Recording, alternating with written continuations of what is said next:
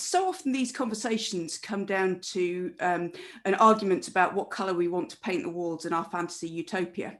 I think we need to be talking much more about, not about how we'd like it to be when we get there, but how we get there and what our path is to getting there.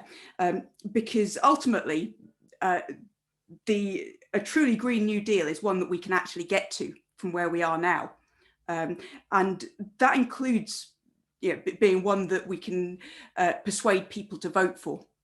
So Chris mentioned that we're not going to see that kind of Green New Deal under this Tory government. I would also argue that we won't see it under any Labour government elected by first past the post. And we've seen over the last year or so how the Labour Party has been chasing public opinion. And that is inevitably a result of the electoral system that we all have to work under.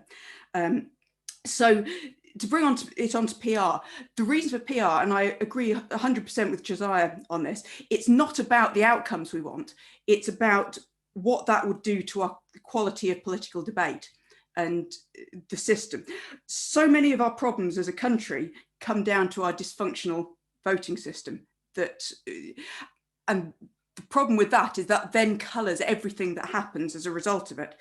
I mean, for example, in terms of political debate, Solihull's an interesting place because Solihull's like this little alternate universe where the Greens actually benefit from first past the post at a local level. And I see us, I mean, we use all the same arguments that we see Labour using nationally, where it says, if you know, vote for us to get the Tories out. And I hate doing that. I hate the fact that we make that case, the fact that it becomes a negative campaign about, I mean, obviously we make all the positive points about what we can do as well, but there's always that line of, it's a two-horse race. You've got to vote us if you don't want them. And the reason for that is because that's the voting system that we've got. And we have to work with the rules that we've got in order to get to a position where we can implement the rules that we want. So again, in terms of how do we make this happen, if we want to have a political system where we have debates over what outcomes people want rather than what outcomes people don't, or vote for us because we're better than the other lot, then we need to have a voting system that encourages and allows that. And we don't have that at the moment. So this is why I think PR is so important. It's not about, you know, whether this party or that party would get more people. It's about the fact that the system is better and better systems generate better results. So again, for me, it's about engaging with reality as it is in order to get to reality as we want it to be.